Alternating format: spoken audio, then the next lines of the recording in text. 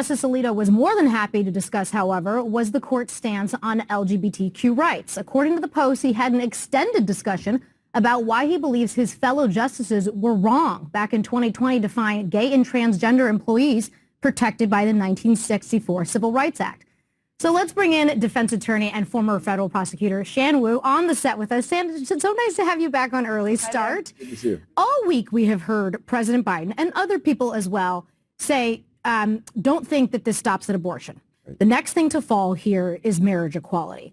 Can you explain for people at home what in the world abortion has to do with gay rights? Well, I think Justice Alito put it the best, which is he's actually talking about challenging this question of the marriage equality.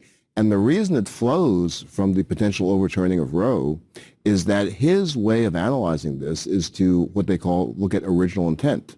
And gay marriage obviously was not originally in the Constitution, as were not many things, including the right to vote for women, no slavery, etc.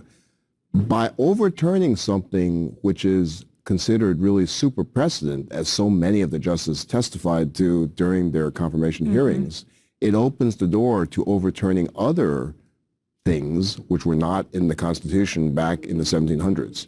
And that's why we have President Biden talking about this opens the door to other issues being overturned. And of course, central to the concept of equality for gays and LGBTQ people are the idea of privacy in the homes. Right, and overturning Roe comes from really overturning Griswold, the original notion of the privacy court. Yes, yeah. And so speaking of privacy, the next fight that seems to be shaping up here is one over the drugs that are used to induce abortion. And you see a lot of states already targeting that because they know that the law has to catch up with the technology. And so that's where this is going.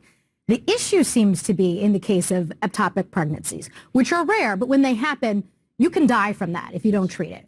And the same drugs that are used to induce abortion are the same drugs that are used to try to handle an ectopic pregnancy. And so it seems like this is one of those areas where they at least people who support having laws against abortion say that's a misreading of the law. In that case, the woman's health would become precedent.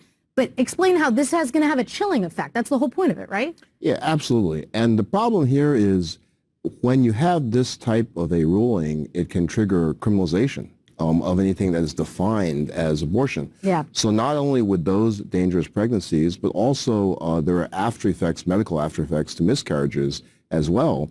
And even with the IVT fertilization issues, fertilization isn't just a black and white question medically. I'm not a doctor, but it's a process. And so there are multiple steps in that. There are multiple fertilizations. And if you have a law which criminalizes anything that's related to abortion, including these drugs, that is problematic for the doctors. Well, what if pharmacies don't carry these drugs? So if you're a woman who gets this prescription from your doctor because you have this life-threatening pregnancy, and they don't, if you're in one of these states, it could be terrifying.